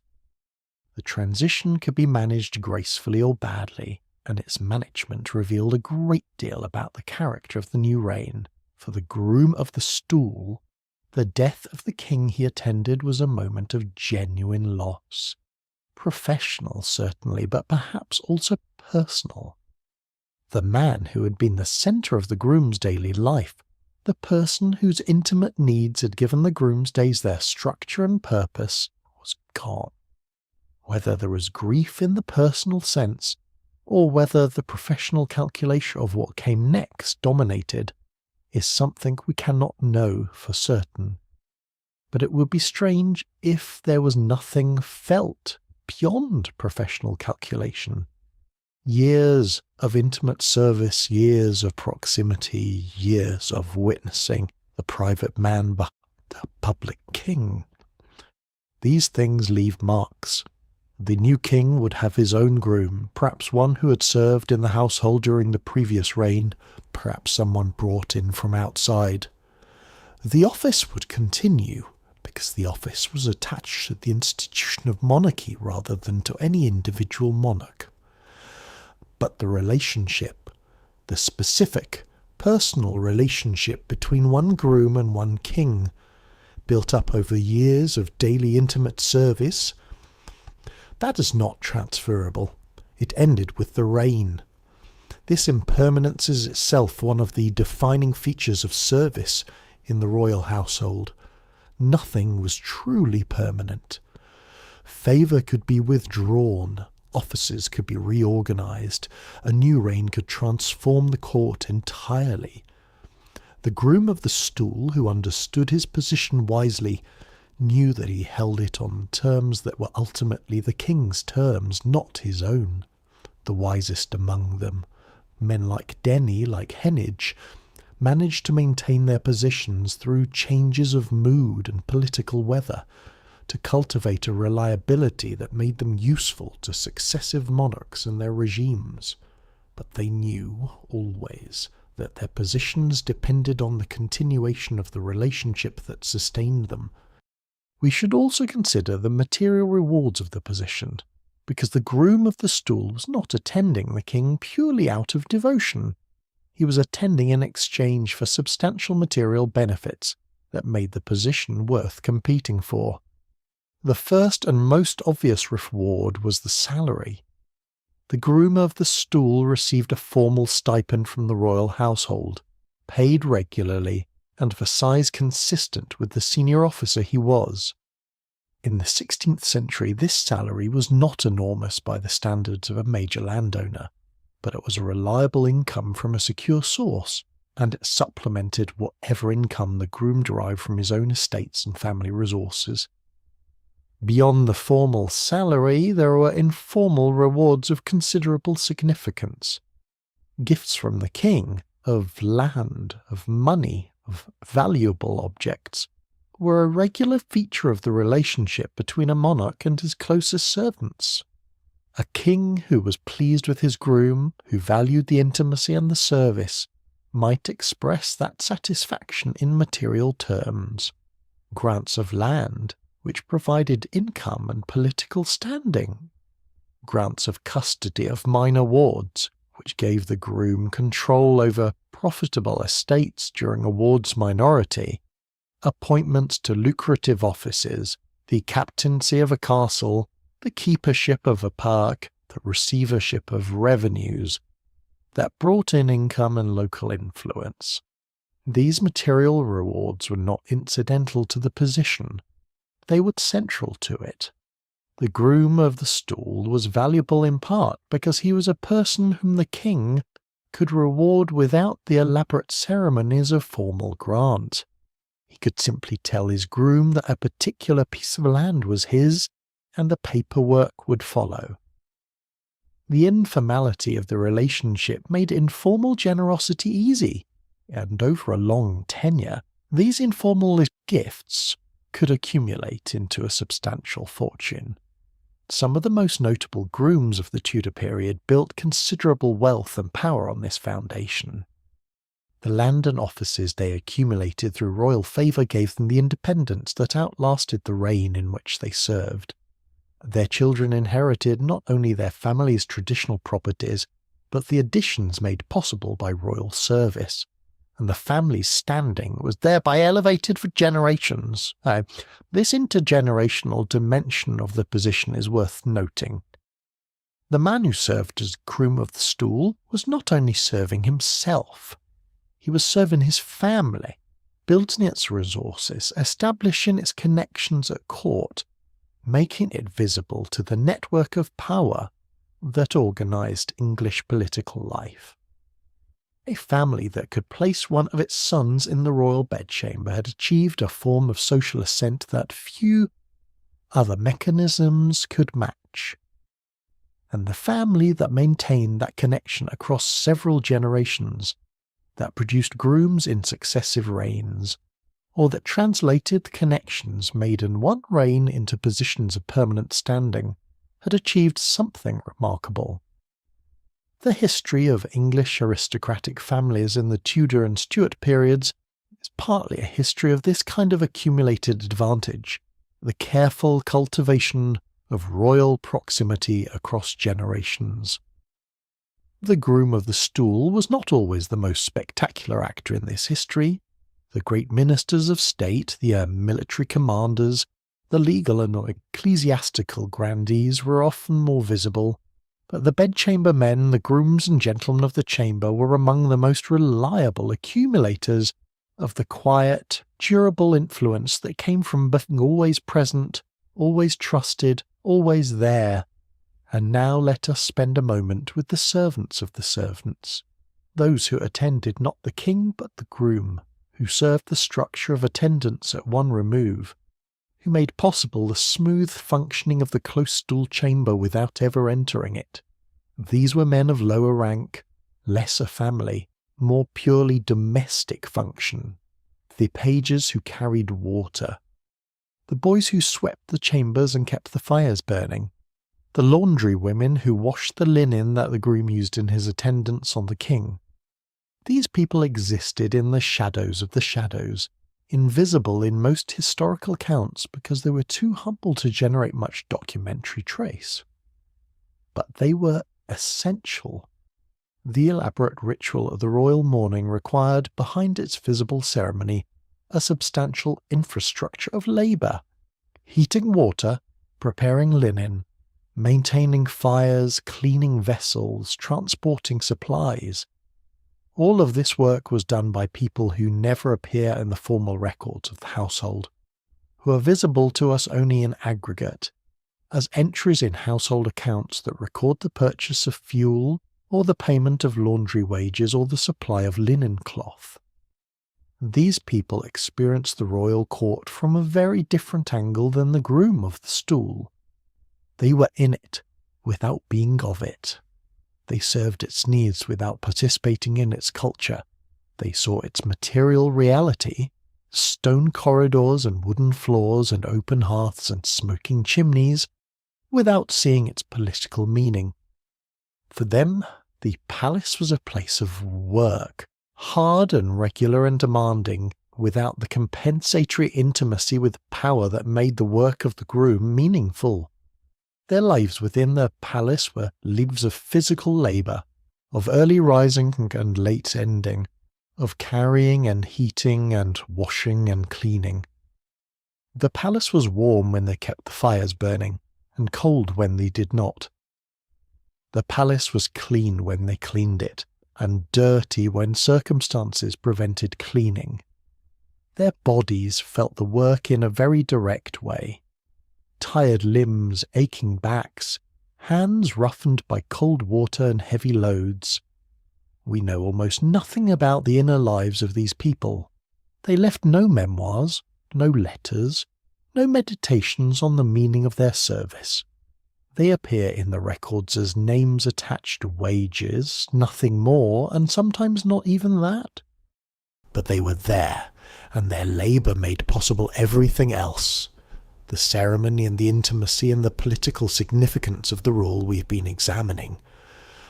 The groom of the stool, in this light, was himself an intermediary, between the king and the lower servants, between the ceremonial and the practical, between the world of political meaning and the world of physical labour. His role was partly to manage this intermediary space, to ensure that the practical requirements of his service were met without the machinery of that service becoming visible to the king in ways that would disrupt the ceremonial frame. The king was not supposed to notice the infrastructure of his own attendants. He was supposed to experience the smooth, ceremonially correct ministrations of his groom as if they arose naturally, effortlessly, without the considerable labour that actually sustained them. The groom's job was partly to produce this appearance of effortlessness, to ensure that water was always warm, linen always clean, the chamber always properly prepared so that the king never had occasion to notice that any of these things required organisation and effort. This production of apparent effortlessness is itself a form of labour, and a demanding one. It requires foresight, organisation, the management of subordinate workers, and a constant attention to detail that must never relax. The groom who allowed a lapse in these preparations, who let the fire go out or failed to provide clean linen, or arrived at the chamber to find the water cold, had failed in his fundamental duty, and the failure was visible in the one place he most needed to maintain perfection, the immediate presence of the king. And so the groom of the stool was, among other things, a manager, an organiser of other people's labour in service of the royal body's needs. His title and his ceremonial function were the visible face of a much larger practical operation, and his success in his role depended partly on his ability to manage that operation invisibly, to produce the result without drawing attention to the process. This is not so different perhaps from the work of many people in many institutions. The manager whose success depends on making the organisation run smoothly without the smoothness attracting notice. The coordinator whose achievement is measured by the absence of problems rather than the presence of visible accomplishments. But in the royal household, this form of managerial skill was wrapped in the particular politically charged atmosphere of the court, where failure was not merely a professional setback but a potential source of political danger. The history of the role taken as a whole is thus a history of a particular kind of human skill, the skill of intimate service, of the management of another person's private needs with efficiency and discretion, of the cultivation of trust through daily presence and reliable performance. It is not the kind of skill that appears in histories of great events and famous decisions. It is a quieter skill, less visible, more personal, but it was real, and it shaped the lives of the men who possessed it, and the kings they served. As the evening deepens, as the candles burn lower in the close stool chamber, and the sounds of the palace settle into the particular quiet of late night, it is worth returning once more to the image with which we began. A man in a small room, attending to another man's most private needs, in a world that understood this attendance as a form of honour and a source of power. The world has changed since then, and we have changed with it. Our understanding of privacy has been transformed. Our sense of the body's boundaries has been redrawn. The places where the political and the intimate intersect are different places now, organised by different institutions and different customs. The close stool chamber is gone, its functions absorbed into the anonymity of modern domestic life, its ceremonial significance dispersed into nothing. But the questions it raises remain. Who's close to power, and how did they get there? What does intimate proximity to the powerful require of those who possess it, and what does it give them? How do bodies, their needs, their vulnerabilities, their daily requirements, shape the political structures that surround them? These are questions that the history of every court and every government and every institution of concentrated power continues to raise in forms that shift with each generation but never quite disappear. The groom of the stool, attending quietly in his small room, is one way that human civilization has answered these questions.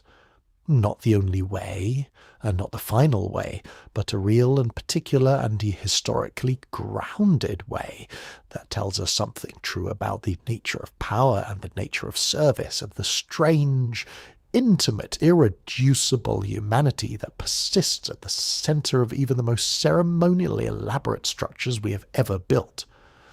Rest now. The story is told. The palace is dark and still. Somewhere in the long history of England, men rose and dressed and attended and served and accumulated influence and gave counsel and watched kings grow old and die, and then rose again the next morning to do it again. The rhythm of that service is its own kind of music, quiet and persistent and human, audible if you listen carefully enough through the centuries that separate us from it. Sleep comes gently to those who have learned to listen for these quiet things.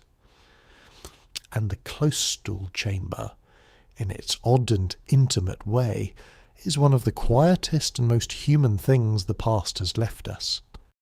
There is one more thread to follow before we let the palace settle fully into silence, and it concerns the question of what happened to the knowledge that the groom of the stool accumulated, the intimate bodily political knowledge that was the peculiar property of his position. Knowledge, in the royal court, was never neutral. Every piece of information about the king, his health, his moods, his preferences, his fears, his private opinions, was potentially useful to someone. The groom who spent years accumulating this knowledge was sitting on a kind of archive, a repository of intimate detail that could, in the right circumstances, be extraordinarily valuable. The question is what the groom did with this archive, and the answer, in the cases we know best, is that he used it with considerable care and considerable restraint, because the misuse of intimate knowledge about the king was one of the fastest ways to destroy a career, and in the more dangerous moments of English history to lose one's life. The groom who gossiped too freely about the king's physical condition, who allowed word to spread that the king had been unwell, or that his digestion was troubled, or that his temper had been poor. Such a groom was generating information that could circulate through the court and, in a political situation of sufficient instability, become ammunition for those who wished to challenge the king's authority or succession.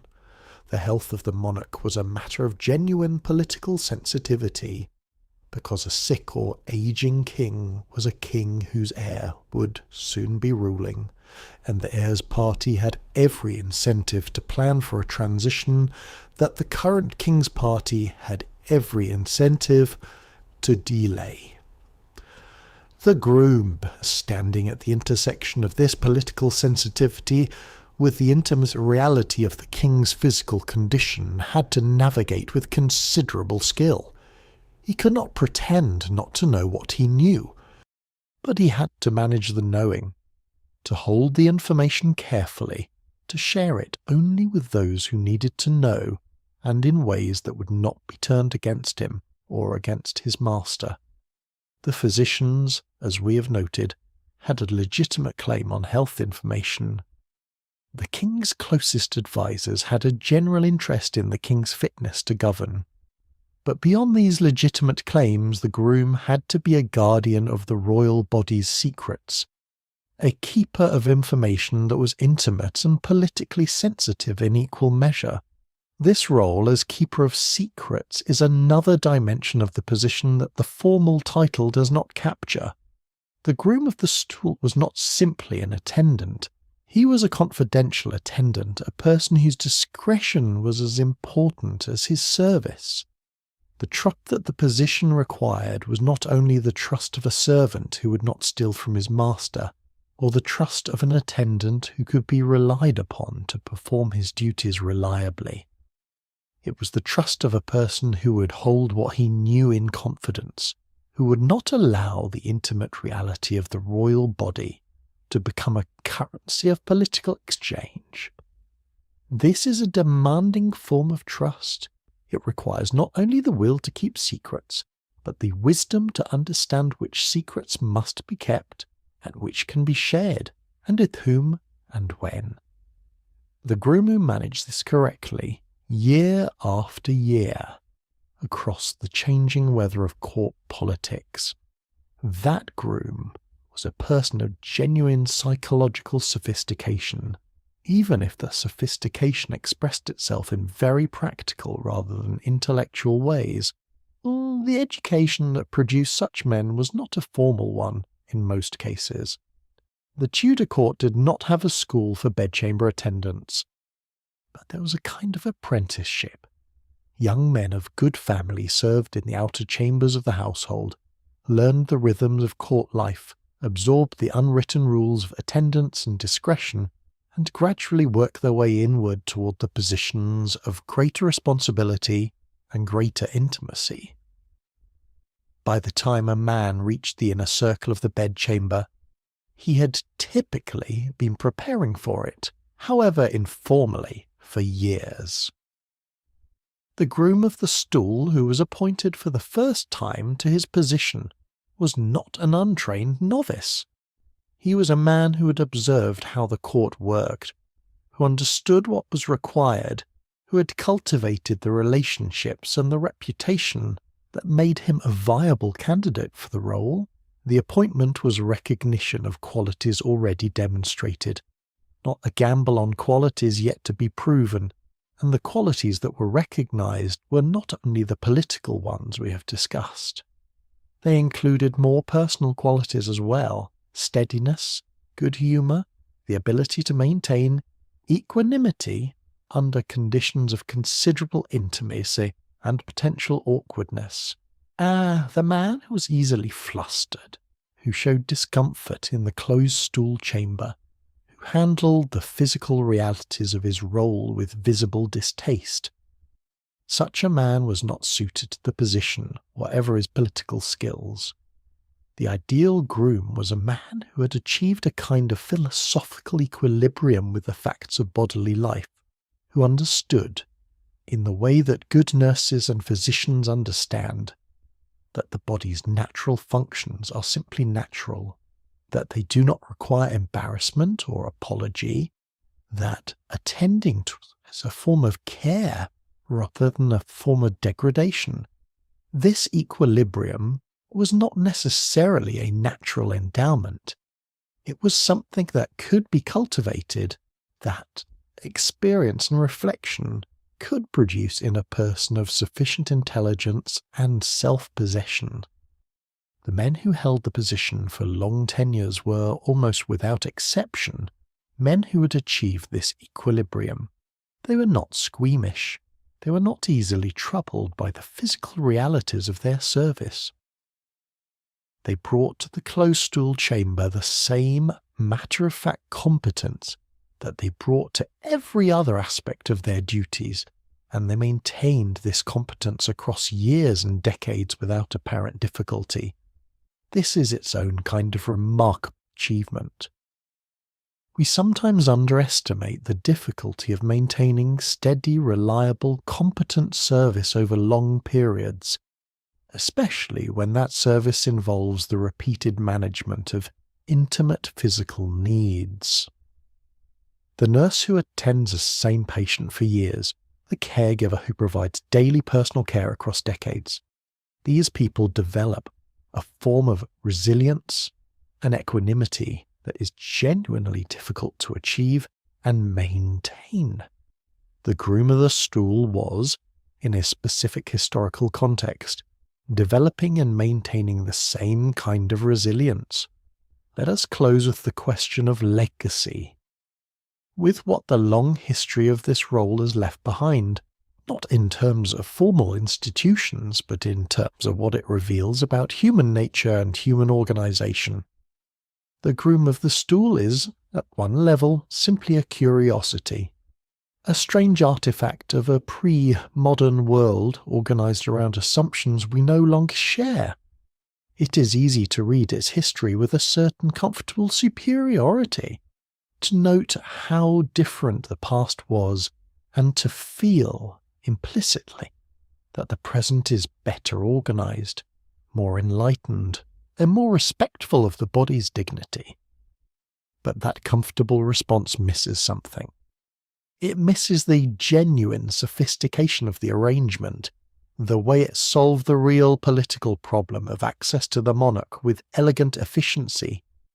the way it incorporated the intimate into the ceremonial without apparent difficulty, the way it generated relationships of genuine trust and political significance from a foundation that we might think unpromising.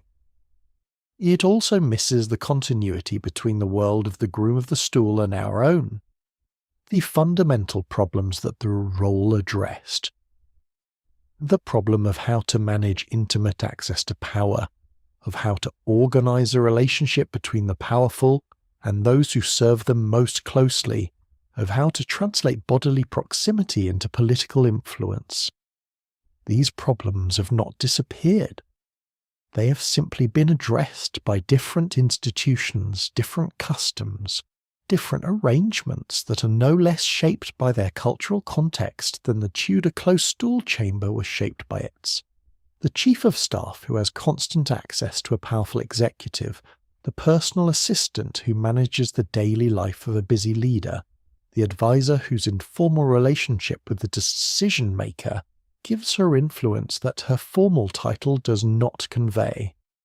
These people are addressing some of the same fundamental problems that the Groom of the Stool addressed.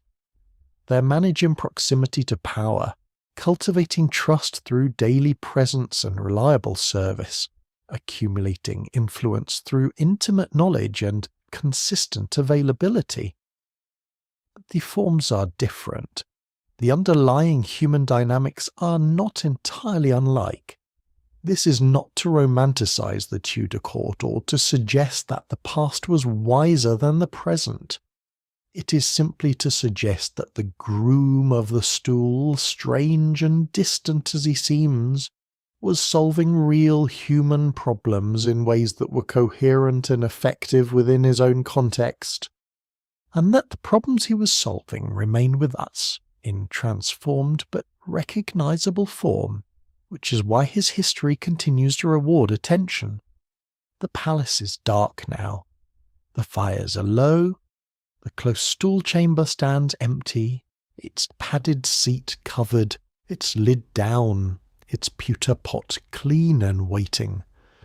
In the bedchamber beyond, the king sleeps, or he lies awake with whatever kings think of in the small hours when the ceremony of daylight has released them, and they are, for once, simply themselves. And nearby, in the small room where attendants waited through the night, the groom who held this strange and intimate and historically significant position sleeps or waits, ready for the first requirements of the morning. Tomorrow he will rise before the king. He will ensure that water is heated and linen is fresh and the chamber is prepared. He will attend, as he has attended every morning for the years of his tenure, to the private rituals of the royal day. He will stand in the small room and do his work with the steadiness and discretion that his position requires, and the king, attended and served and kept in the comfort and dignity appropriate to his station, will proceed to the great rooms of the palace and take up the enormous, crushing, never-finished work of ruling. The groom will not be there for that. He will be here, in the inner rooms, and managing the infrastructure of the private life that makes the public life possible. His work will be invisible, as the best service always is, and the king, if he is wise enough to recognize it, will know that the invisible work is often the most important work, that the small room off the bedchamber is, in its own way, as essential to the functioning of the realm as the great hall where proclamations are read and the council chamber where decisions are made. Sleep now.